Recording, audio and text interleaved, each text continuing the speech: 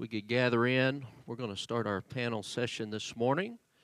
And just a quick reminder, a few announcements about lunch and a few details. Anybody looking forward to lunch? If I told you what it is, you might shout. So I'm not going to tell you. But no, we're looking forward to lunch. It is starting at 11:45 immediately following this session right now. And also our electives will start at 12:45, so we'll have about an hour to eat lunch. And we'll do that upstairs in our fellowship hall. So if you've never been here before, you'll just exit the sanctuary, turn to the right. You'll enter the hallway. You'll take an immediate left, go up the stairs, and you can't miss it. So that's where lunch will be here in just a little bit. Looking forward to that, and also looking forward to our electives at 12:45. There are two sessions. There's evangelizing students that will be upstairs in the fellowship hall, and then there will be discipling students that will be right here in the sanctuary, and we're looking forward to those two sessions as well. Also, you've heard it already today, but Educate plus Engage is happening. It's a great resource for youth workers and youth leaders and youth pastors. And it's a great resource that's available at UPCI Youth Ministries, and it's wonderful tools to help your local youth group, whether big or small, and there's a lot of resources and material there for each and every one of us. So please, if I could tell you, take advantage of that, because it's some great resource, and it will be a blessing to you and your local youth group. All right, got some more giveaways this morning. If I could get some help. Brother Pachuki, would you come help me for a second? Give it up for Brother Pachuki. What a guy. Can I read them first? Yeah, go ahead and read them first. Eldon Berkeley. Eldon Berkeley in the house. All right. And we've got the book full, as has been mentioned already, but there you go. Great resource for you. Congratulations. And we got one more giveaway. Did I take the cup away? Here we go. Congratulations. Yeah, I'll take them back. She's making her way up here. Thank you for coming. God bless you. All right. We do have some more giveaways coming up in our final session today. Looking forward to that as well. And some OYC registrations and afterburner tickets on the line. So, I'm not above a little money under the table if that's something you're after. So keep that in mind. Looking forward to that. And the Lord will bless you. Praise God. But we're so excited. Anybody enjoying the rankings, being here at YMTE 25? Thankful for them coming back to Oklahoma. Would you just give all of our panelists a hand? Pastor Bowman is joining us this morning. If they would begin to make their way up here, we're going to kick this thing off this morning. And we're looking forward to it. Pastor Bowman's got the sneakers on today. He's making me look bad. But that's all right. We're so glad they joined us today. And just a quick introduction from everyone. We can just go down the list, kind of introduce yourself for those that don't know who you are. And also, if you could reference your years of ministry, kind of just a short, quick announcement of who you are. And Sister Ranking. Years in ministry. Years in ministry? Oh. Should. I'm Kimberly Ranking, and we have been in ministry for a long time. And he said, "You're ministry," and I'm like, "Well, I've done a lot of different things." So, but youth ministry, we've been in youth ministry for over 20 years. We basically started when we got married. We joined the youth team at Calvary Tabernacle when we were still IBC students, because we got married when we were IBC students, and we went 2 years as a married couple, and we joined the youth staff then. So we've been married 24 years, so I guess we could say we've been in youth ministry together for 24 years. Because even when we thought we were out of youth ministry, we weren't really out of youth ministry. Even when we were pastoring, we were working at youth camp. And we were just doing all kinds of different, we were still going on AYC trips as chaperones. So I don't think there's ever been a time in our ministry where we've not been in some form of youth ministry. And now we are no longer pastoring, and we are at Indiana Bible College. And so we are with young adults, which I would still consider youth ministry. So we are still in youth ministry. So I guess that is our calling until I don't know. I don't know when. Maybe we'll be 70 years old. We'll still have some part of youth ministry. I don't know. But that's some experiences that we have. But I have also experience with kids and ladies and all kinds of things. So Awesome. So we got multiple decades of ministry from Sister Ranking, is what I hear, and counting. we're old. Brother Ranking. We're saving the best for last. Yeah, we're just setting you up for a win there, Brother Bowman. So what my wife did not tell you, because she's actually a licensed minister. She received her minister's license a couple of falls ago when we were in Arkansas, and so that's pretty cool fun fact about her, because she was doing speaking and ministry and needing to have availability to get into hospitals and to help go pray with ladies while we were pastoring, all different kinds of reasons. And it wasn't that she was just pursuing license just for that, but it was kind of like the gift was making room for that. And so she didn't mention that, but I wanted to kind of brag on her as her husband. But just thankful that ever since I was 15 was when I received the call to youth ministry. And so that's just looked different. As a young adult, I was a leader in the youth group. And then, as has already been mentioned, the different roles and the things that just God opened the door as we just kept working. She's already kind of set us up there. Is that fair to just let her do? Okay, 20 plus years. Pastor, all the things I said last night, different roles, section, district, all those things that just as those things opened up, we just walked into them. Didn't really ever chase after them. All we ever chased after was God's purpose in our life. And so he just showed us what that looked like as we went along. So, Brother Bowman. Well, welcome to the Sanctuary. We're glad to have you guys here this weekend. And I am the old guy. I think I'm probably the oldest person here, just about. I had this strange, I woke up, it was one morning this week. I don't remember which morning. That becomes a problem as you get older. But I woke up, and the first thought in my mind, because she mentioned being 70 years old, was in 15 years I'm going to be 70. So you know how old I am now. But I was born and raised in the church. Got a call to ministry when I was about 12, 13. The Lord just kind of confirmed that for a few years. Preached my first sermon at 17. So I've been preaching the majority of my life, that 38 years ago. Went to Texas Bible College, graduated there in 1991. Evangelized for a while. Then I was youth pastor in Mustang with Brother Shawnee for about a year and a half. Went to Mississippi.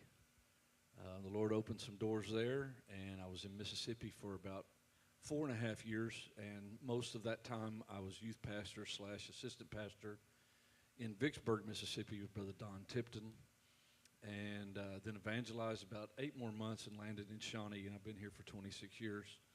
And so I had two different youth pastorates in 2 different places, 2 very different places. Oklahoma is very different than Mississippi. But it was great, some great experiences. Have taken a bunch of young people to North American youth congresses through the years and done and worked at lots of youth camps. I worked at youth camps when I was in Bible college. Worked many camps here in Oklahoma. Was on the youth committee here for 3 years, I think, in Oklahoma. And I've been pastoring here for 26 years in Shawnee. And so the Lord's been good to us.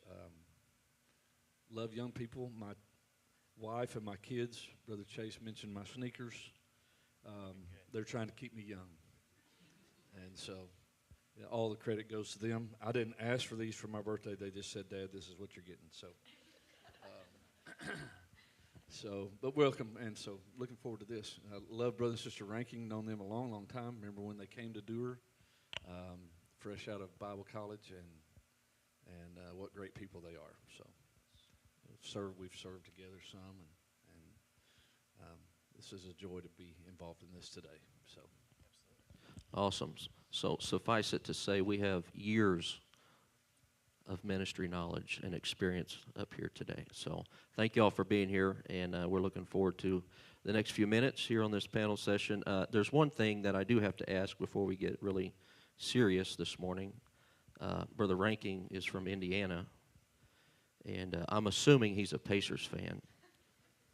And I just want to make sure you're okay being here in Oklahoma, being the championship did make its way back to Oklahoma this year. So I have a distinct memory in walking through the Okmulgee Walmart when I saw the Oklahoma City Thunder logo for the first time on a white T-shirt right inside the doors.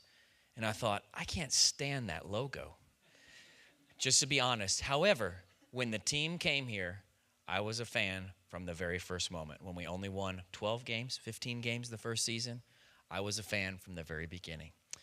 When it did get down to the finals, I was torn, but I had rooted for the Pacers for my entire life, and so I was rooting for them. And I found myself, I always told my boys, it would be really fun if our two teams were in the finals, and either way I would win, but I actually found myself sadder that the Pacers lost, and I was a little melancholy about it. So anyways. We were a house divided, and all three of our boys were there. Our oldest son, Noah, was there visiting with his girlfriend, and she is from Indiana.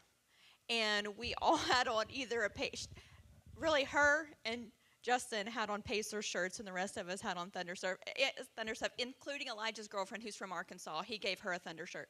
So we have pictures of us all, so Alex and Justin were very sad, but the rest of us were excited, and the boys were jumping up and down and yelling. When people ask me, what do I like to do, and I like sports, and I have a team in the NBA on either side, on the West and the East, and so I still root for the Thunder. So if you're curious, I'm okay. Good to hear. We just wanted to make sure everything was okay. So. No, he's not bitter. All right. Praise God. God's still good. Amen.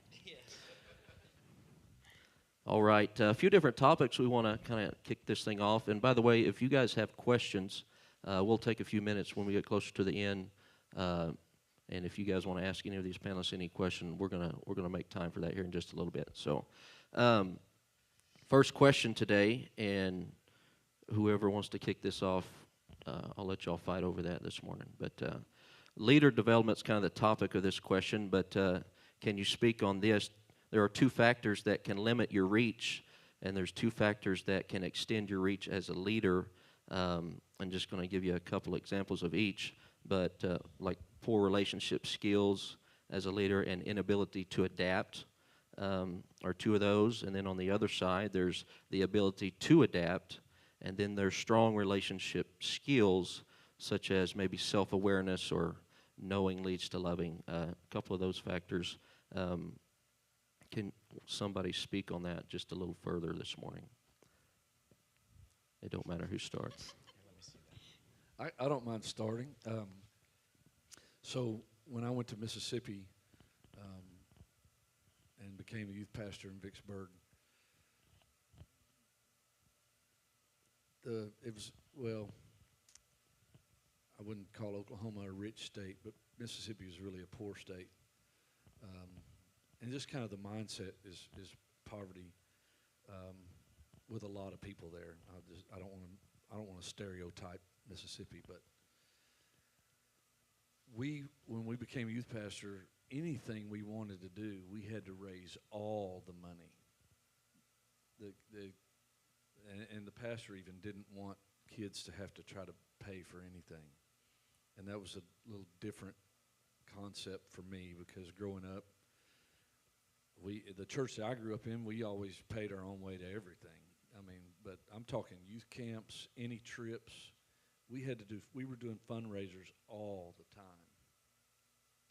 And so I had to just kind of adapt to that because that's the way the pastor wanted it. Wasn't necessarily the way I wanted it. We didn't love fundraising. In fact, when we left there, my wife said when we become pastors, she said, we're never going to fundraise anything. Well, we do some of that. It's kind of impossible to not do some fundraising. But I think it's good for young people, this is just a personal opinion, to raise money and help pay their own way. It makes them appreciate what they're doing even more, and hopefully they get some value of it. I don't want it to be a charity-driven ministry. That's just an example of, I think, learning how to adapt yourself to whatever vision that the pastor has that you're working under. It may not be what you want or how you would do it, but just learning to adapt to his vision for the youth ministry, I think is very important. And so you have to sometimes acquiesce to his wishes. And it doesn't mean, I think with the proper approach, and our youth pastors are here, with the proper approach, you can say, hey, pastor, can we do this? Can we do it this way? I don't think there's anything wrong with asking those questions.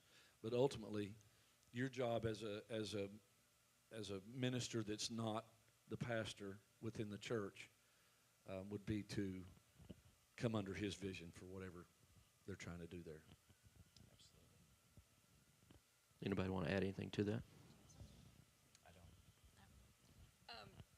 One thing that I thought about is, it kind of goes back to what we just talked about, that you have to remember the people that you're leading. And if you forget about the people that you're leading, then your influence as a leader is really it's not gonna mean anything, because they have to know that you love them and that you invest in them. And I would also say that comes, like talking about leadership development, that comes that you have to have some confidence in yourself to be a leader. Because if you don't have some type of confidence, it's going to be hard for people to follow after you. Even if you really don't even know what you're doing sometimes. Sometimes you do have to fake it till you make it.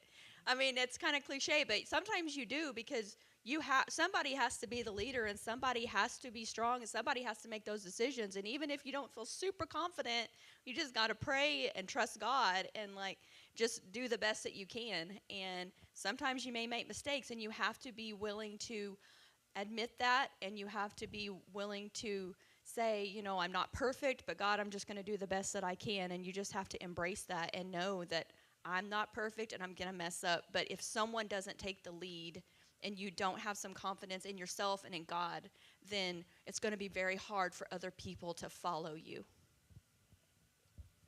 Yeah, that's well said. And I think it was mentioned last night and also this morning already, but we have to be intentional with ourselves, and that kind of leads into our next question.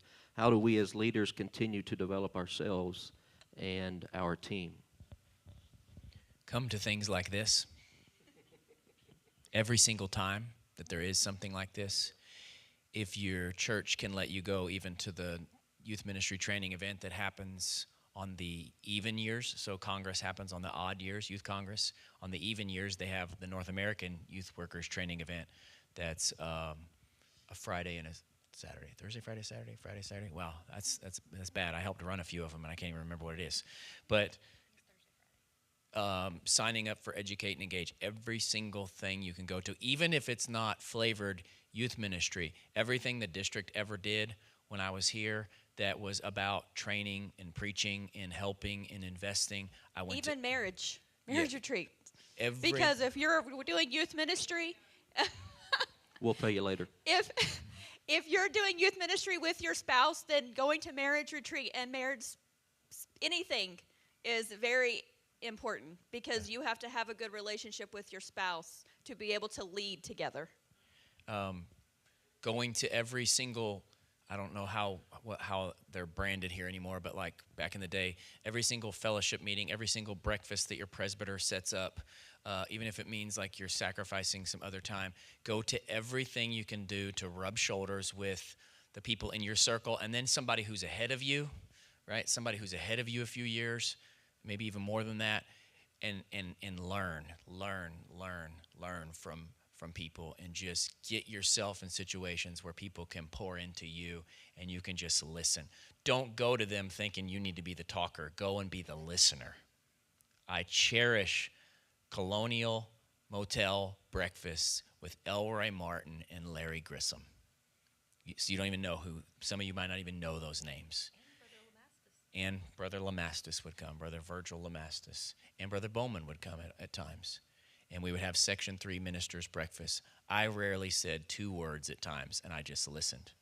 Usually because Brother Grissom was teasing me about how many children I had. And I would remind him, you have the same amount of children that I have, Brother G. But when I would be stressed, they might ask me how I was doing personally, and I would open up, and they'd say, you're going to be okay. You're going to make it. They'd come pat me on the back at different times when they'd see me. Get yourself in environments, those ahead of you, and then also around you, okay? Those around you, beyond just relationships that are what you get out of it. Derek, Damon, Jason, and I'm going to get in trouble here saying names. Michael, okay, friends from here who some of them were in sectional youth leadership and others weren't. We talked all the time about victories and disappointments. We shared sermon series together. We shared resources, and we never did it to be in competition with each other. We would text each other, rejoice with each other when great things were happening, ask each other, how'd you do that retreat? How'd you do this? Kyle Holtz, different friends in ministry here in almost said Arkansas, sorry, Oklahoma. Then just get yourself in those environments of learning and fellowship. So I'll be done. Yeah, one of my best friends these days is Brother Travis Miller. We were at a marriage retreat probably 22 or 3 years ago, and I liked the way he talked. I liked what he was saying, and he was North American Youth Secretary at the time, and I went up to him and I said, he had recommended a book. And I said, thanks for the book recommendation. What else are you reading? We started talking about books, and then he's come and preached for me. I've preached for him in Seattle a couple times, in Everett, Washington. We've just become good friends, and he's elevated me.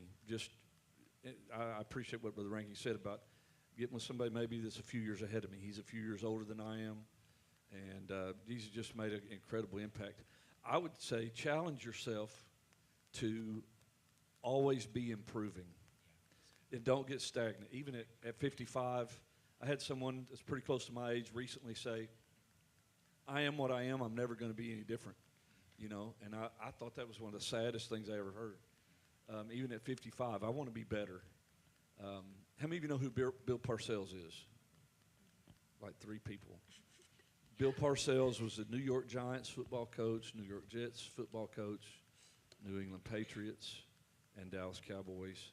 He won a couple Super Bowls with the Giants. Obviously didn't win any with the Cowboys because they haven't won in 30 years. But anyway, Bill Parcells and I share the same birthday.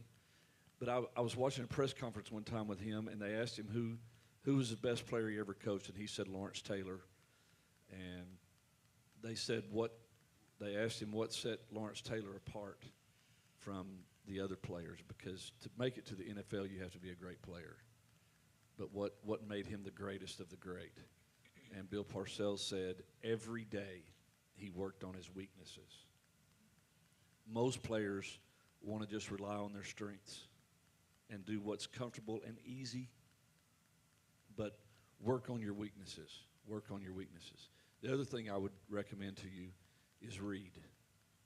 I'm a pretty big reader. I usually read between 30 and 40 books, and they're anything from 1,000-page biographies to 150-page books that come out of PPH.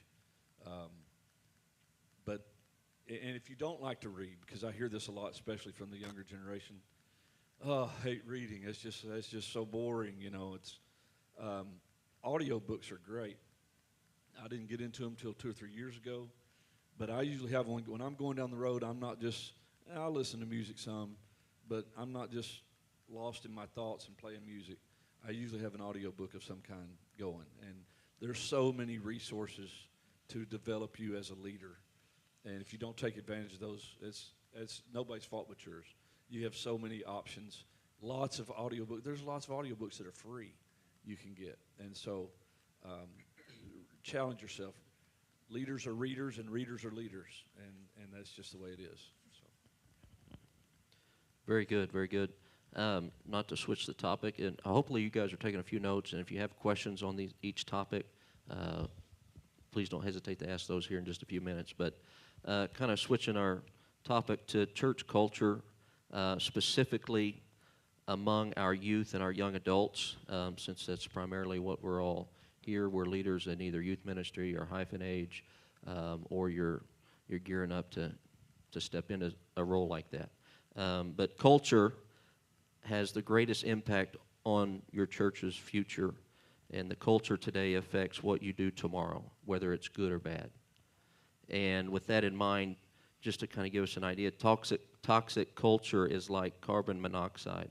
You can't smell it, but you end up dead. So, in the topic of culture, first question this morning is, how do we as leaders learn to lead and help implement a culture where students can grow in their walk with God? And whoever wants to go first. I've heard someone say something along the lines of what gets celebrated gets repeated.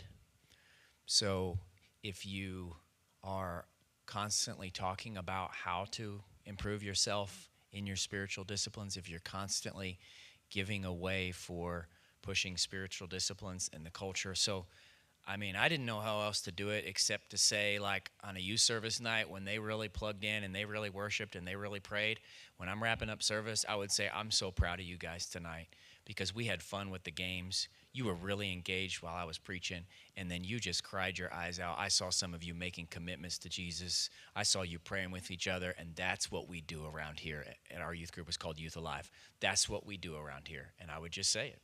And then when we would do other type of events or gatherings, I would say tonight was just so awesome for us to be together, wasn't it? And we just made fun. We had fun, and it's important to have fun when you're living for Jesus, and just constantly say what the win was, and just tell them. Even if it was like we had a great Sunday service and it wasn't a youth thing, I'd get up that Wednesday and say, when Pastor was preaching about this, did you feel when the Spirit moved and right before the tongues and interpretation? And they'd be nodding their heads, and I'm getting them to like learn like what you felt there was the Spirit moving, and I felt it too.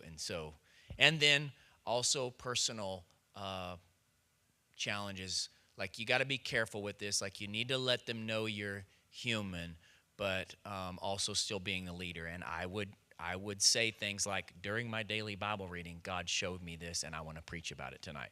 What are they hearing? Man, even the youth pastor, he has daily Bible reading. And, saying like the things that I would even be doing for myself. Like, me and my wife, we just went to the youth ministry training event because we enjoyed, we're always learning, like what Brother Bowman just explained. Telling them even what we're doing to improve ourselves, that even though we were, late 20s, early 30s, we were still pushing ourselves. We hadn't arrived. We were still trying to grow. So while we're trying to get you to grow, we're trying to create a culture that they understand that. So I hope that helps. Anybody else? Second question on the topic. What are some, and Brother Rankin just mentioned a few of these, what are some practical things we can do to help foster that culture? And Brother Rankin just mentioned a couple of those, kind of answered that question already, about the lines that we're saying. And are we speaking positivity into that culture and breeding that into those young people? Is that what they're hearing from us? I think another thing, too, is having conversations with them and finding out what they're doing and then asking them, like kind of challenging them to kind of step it up a little bit, or just in a natural conversation, trying to maneuver your way into like whatever it is you're really wanting them to do. Like you see that they need to improve in some way, just having conversations with them and finding ways to naturally, organically bring up those things to start challenging them so they can see you see them and you believe in them, but you also think that they could be doing better. But trying that in a loving way to challenge them, because if no one's ever challenging them, then they're probably not going to grow as much as they could. And so having those direct conversations with them, that like maybe it starts out with just asking them how their day or their week has gone at school, and then just kind of weaving your way through that, and maybe knowing. It's really helpful if you know what your students are interested in Because then that's what I'm always doing when I'm having a conversation with someone. I'm trying to find that, okay, what's something I can connect with them on? Like, that's what I'm doing with IBC students, that I don't know them yet, most of them, and I'm talking to them, and I'm like, okay, they say one thing that I can latch onto, then that's where I can make that connection. Because when the more I make connections with them personally, the more they are going to feel connected to me, that where they're going to start, we're going to have more conversations. And then they're going to be more open to me having those more personal conversations of challenge and, investing into them. Very good. With the church culture topic in mind, last question on this topic that I have today, how do we as leaders, how do we balance spiritual growth with meeting the social needs of today's young people?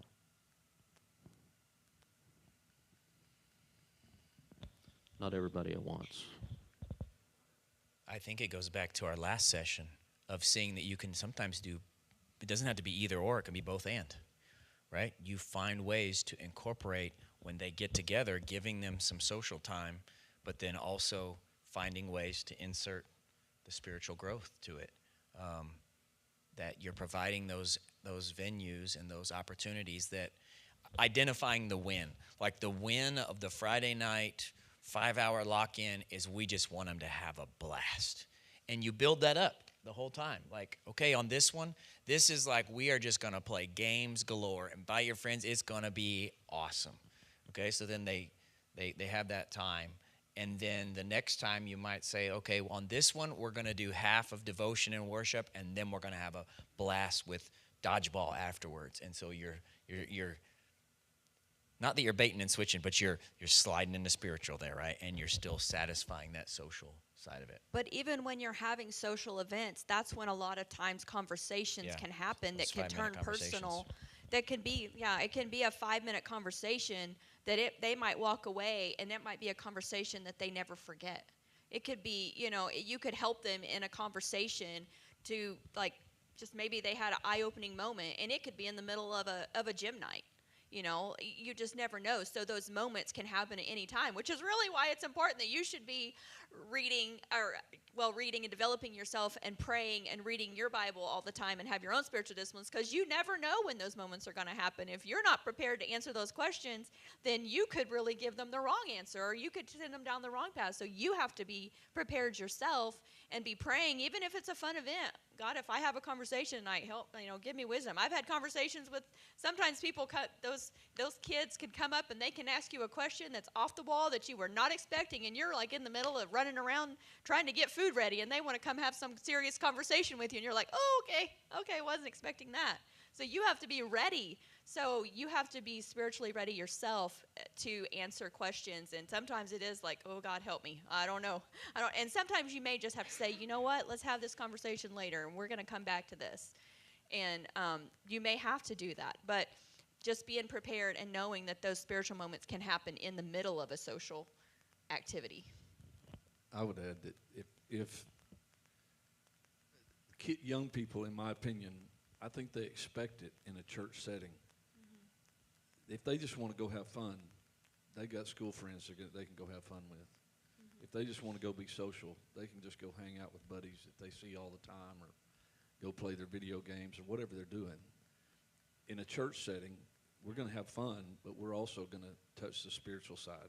I think they're expecting that, and I think they really want it, or they wouldn't be there. So please insert the spiritual. I agree 100%. Yeah, very good.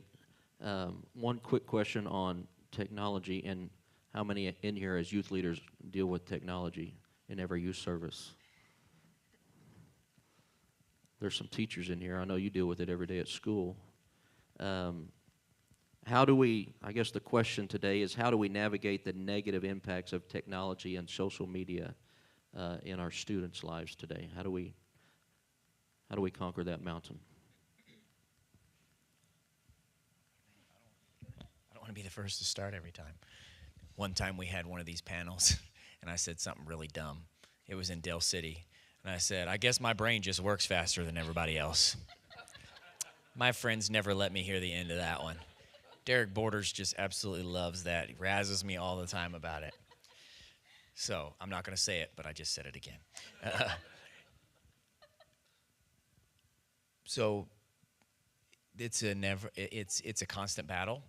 I was walking down the hall of IBC so kids who are a little bit older than youth ministry, and there is a multimedia cart, right? Like one of those carts you remember, like that the old TVs would stand on, and there would be this thing called a VCR, and your teacher would put a video in, and you'd be excited because you're going to get to learn digitally, right? And there's a pile of phones on this cart, and I see the instructor pushing the phones out of the classroom. He's teaching a class called Media in the Christian, and he's taking their phones away from them and pushing it out into the hallway because he's tired of the distractions. And then he's trying to also make the point that look how much you're tied to constantly wanting to look at it. So that in itself teaches. Didn't we used to have a phone basket or something like that? When we would go to youth retreat, right, we would have the basket, and you had to put your phone in the basket. And then they would tell us later, like, I was mad when you took my phone or made me put my phone there. But then they would also say almost in the same sentence, in the next sentence, and I realized how much I relied on it or depend on it or how much I'm hooked on it. They've just made the point themselves by you not having to be hateful, like, give me your phone, but just providing, here's the phone basket. Everybody put your phone in the basket so we can focus. And honestly, when we would do that too, we had parents that were just as mad at us as the students because we took the students' phones away. Because, well, I can't text my student. I'm like, they're at fall retreat. Why do you need to tell? What is so important that you can't just call us first and we can tell them if it's that important? So sometimes the parents are just as bad as the students. And it's true. And so sometimes you're having to deal with that. And so that's a different situation. You got to kind of walk that line, but you got to try and figure out a way to tell those parents, like, listen, what do you want? Yeah, use it as a teaching moment. Like, well, what do you want your student to get out of this fall retreat? Do you want them they're with you all the time. Like, do you really need to, they need some separation too. And, you got to try to use those as teaching moments. But we feel the technology thing too because we have a 15-year-old, and every time he's either on his video game or he has his phone or something, and we're asking, do you have your homework done? Do you have this? And he's in there playing a video game. Oh, I'll do it later. I'm like, no. So it's all the time. It's a constant thing, and so just being on top of it. But he goes to a Christian school now. They're not allowed to have their phone out at all during the school day, and he has to keep it in his locker. And so, so there are, and I know that our public school in Arkansas before we moved, that they had no phone. And then this year I saw that they actually have these pouches that they're making the students put them in these pouches that lock at the beginning of the day, and they can't unlock them until the end of the school day. And I'm like, wow, like it's so bad. Like schools are having to find ways to work around the students even being able to get to them because it wasn't good enough to say you can't have it out. They have to lock up their phones in a way that they're not actually taking it away from them. So it's just incredible the way technology, and phones are just addicted so bad. But I find myself, I have my phone right there. So it's just how we are, but. Yeah, I was listening to a hunting podcast yesterday, and the guy said, I'm just getting to the point where I just hate my phone. He said, my favorite place to go hunt is where I have zero cell phone service. Because if I have cell phone service, I'm going to pull that thing out, and I'm going to be scrolling and not just enjoying the moment. And so it's a constant struggle. I just think you have to reinforce to young people especially that just the dangers, first of all. We know pornography is so prevalent and available, but outside of that, all the things on social media that they don't even know are indoctrinating them, and trying to teach them something. It's all based on these algorithms, and they know, it's just unbelievable how devious they can be. But they can also be a great tool, and so I think you have to teach the young people that there's a balance there. And when it's time to be spiritual, you need to put the phone aside. Very good. We got about 14 minutes left here this morning, and one more question for our panelists, then we're going to have some questions from you guys. But how, it was actually referenced last night in our bonus session, but how important is it to have events and or attend those events with your young people, and what are the benefits of I that? think they're huge. I mean, I'm going to let my brain think fastest this time. I think they're huge, and to celebrate them. First of all, it exposes them, we talked a little bit about it last night, to other youth groups, other young people that are of the same faith, which is so important because they go to school, a lot of times they're the only apostolic in their school. And so I think that's incredible. But our NAYC just comes to my mind. Our students came home from NAYC this year, and they were on cloud nine, and they were well, I had like 3 of them come up and testify about in our Sunday morning service about what happened at NAYC, how it impacted them. And so we just want to celebrate these things.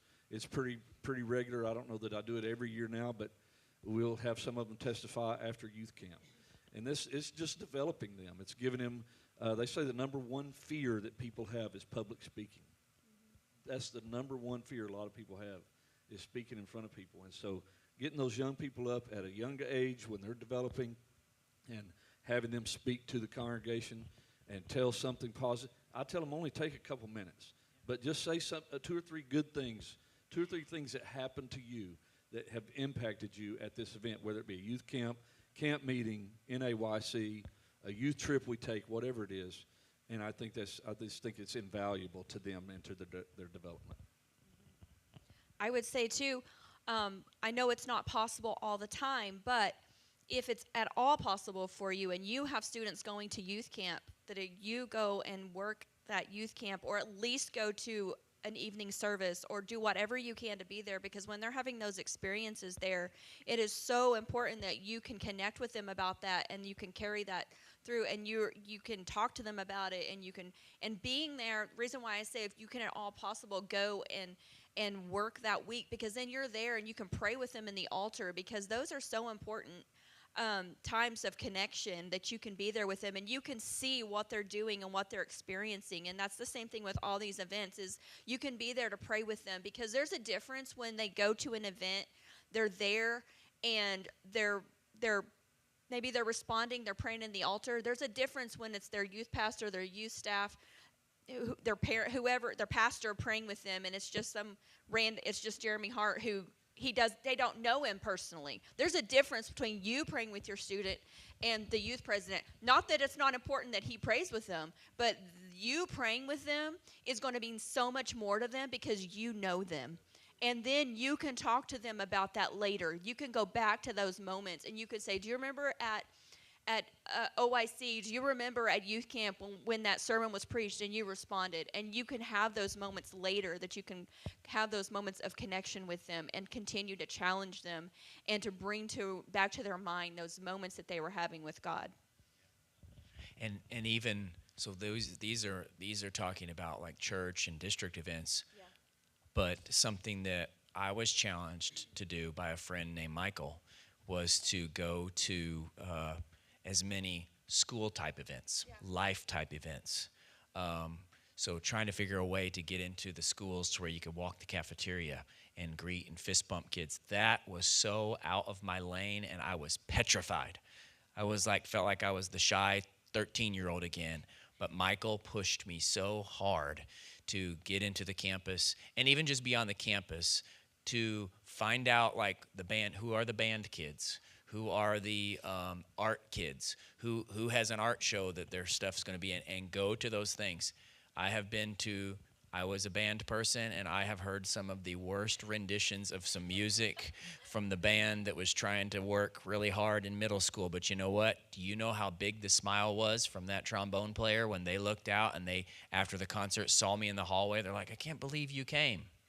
You're building a relational bridge. You're showing them I care for you beyond just the altar, because they do expect some of the spiritual things. Those are, yes, necessary, should be being done. But also, I think as much as you can get in their real world, showing up at their school, showing up at their school events, and maybe even if you find where they work, let's say they work for tips, you can go and be a blessing to them. You can go to the coffee shop they work at. You can go to the restaurant if they're a server, and you show up And then when they're coworkers, then they can be like, hey, that's my youth leader, and they can bring their friends over, and you're building a relational bridge with those people. Maybe they're in a Bible study with them, and you are showing you're a real person and you care about their real life too.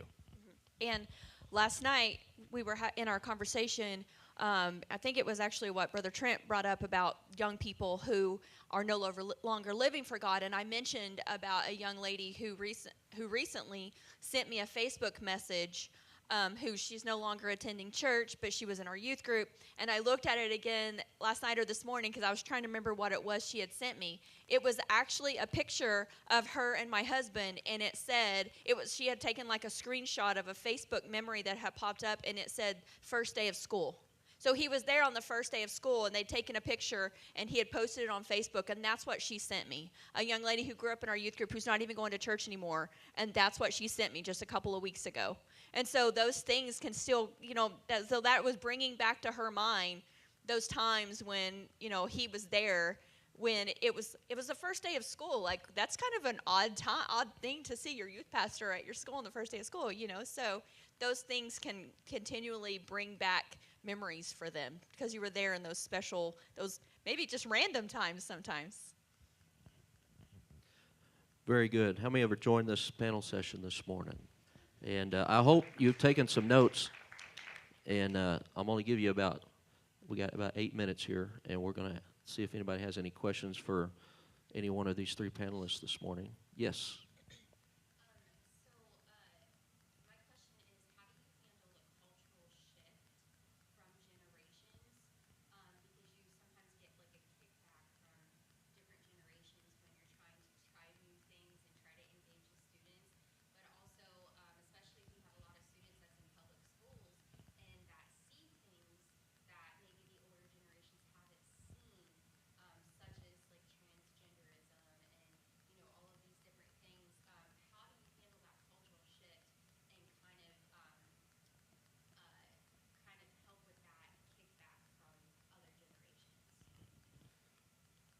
I'll start, but I think I was thinking about this earlier in one of the other cultural questions, and I didn't say anything about it, but I think with youth ministry, you're constantly building culture, and you have to keep building it. You can't just say, okay, this is our culture and stick with it, because next year you're going to have another 12-year-old, and the next year you're going to have 2 more 12-year-olds, and they're going to be entering the youth group, and they're going to be exiting the youth group, and so you constantly have to build it.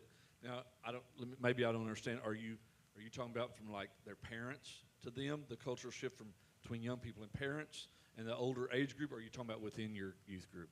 No, like between the parents or other church members, the elders of the church, different music and stuff that you play during youth services.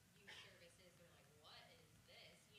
Just different things like that. Maybe different subjects that you have to talk about in youth group because of the, like I was talking about transgenderism and different things because some of the youth have best friends that are, they claim to be that. And so they're like, why are you talking about that? Like, we would never talk about like that when we were in youth.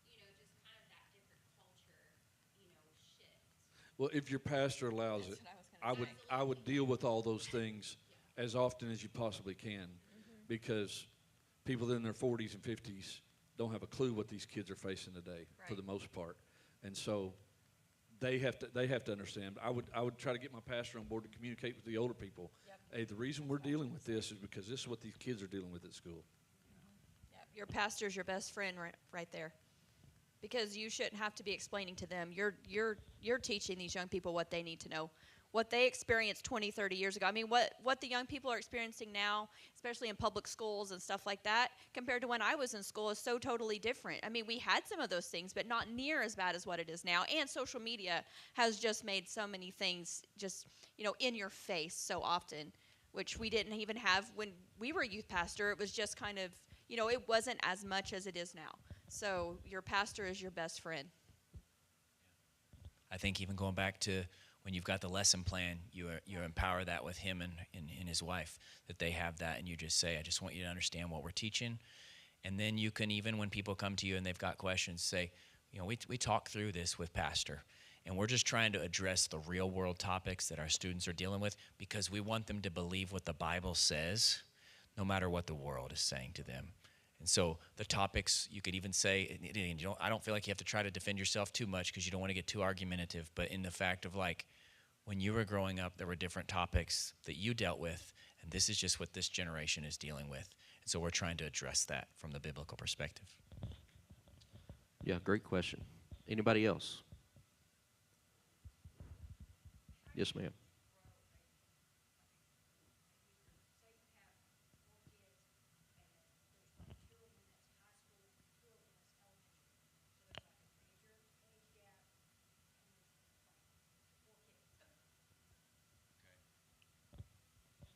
How to grow from a small core. Okay, so things I would think through is I would watch on Sunday mornings or your service schedule and look and see, okay, are there any fringe families, if we can call it that way, people who are every once in a whileers, who they bring their grandkids or they bring their niece and nephew, and they don't come to every single youth thing, then I would think to myself, when I see them there, I am going to personally go and make sure that I'm letting them know about the next big event we got coming up, the next big youth service, and I'm fishing. I'm trying to pull them in.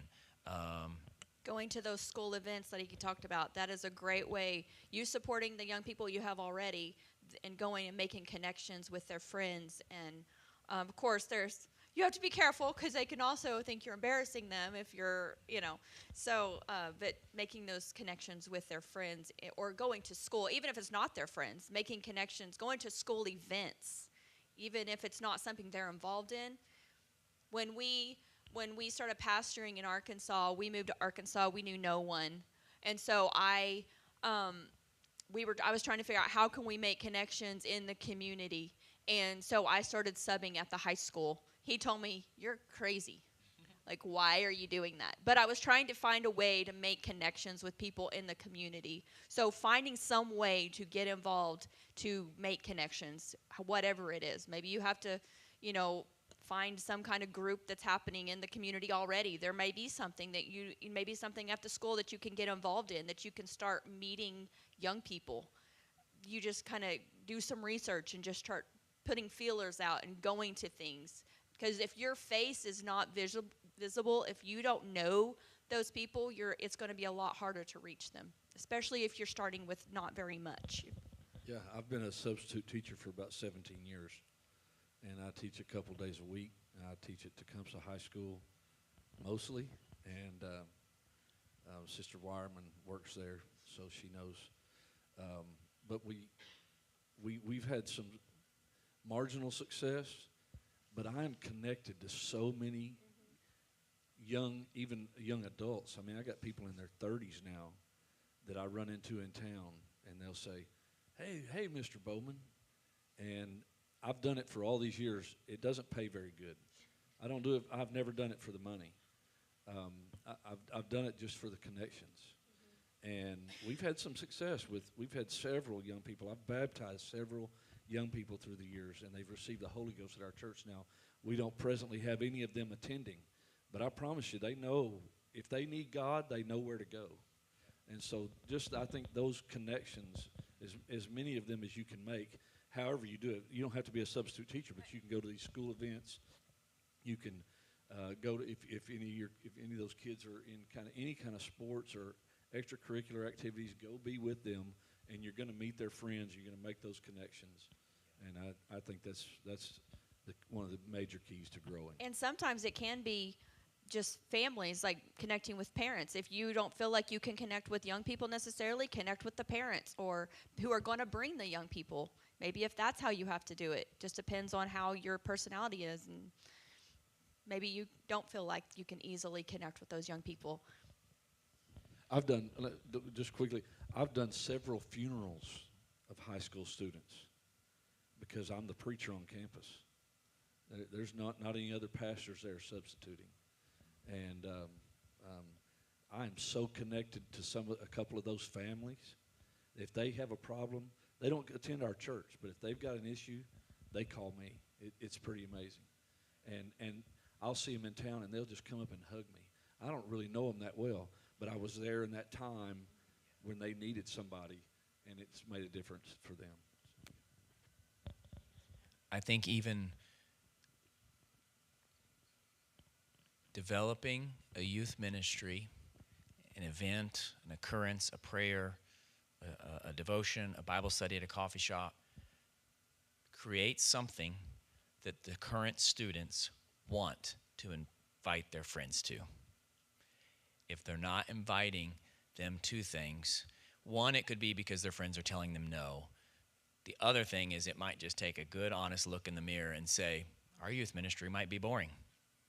It might be that there's no spark, there's no fire, there's no love for whatever, fill in the blank. And that's really hard to say out loud, but that's just the truth of the matter, right? Not that you just make it fun to only attract unchurched people, okay? Because there's still the balance, because I think some of their friends, they want to make something that the friends want to bring friends to. So it's not just the onus on the adults, but share with the teenagers, here's how you can help grow the youth group by personally inviting people.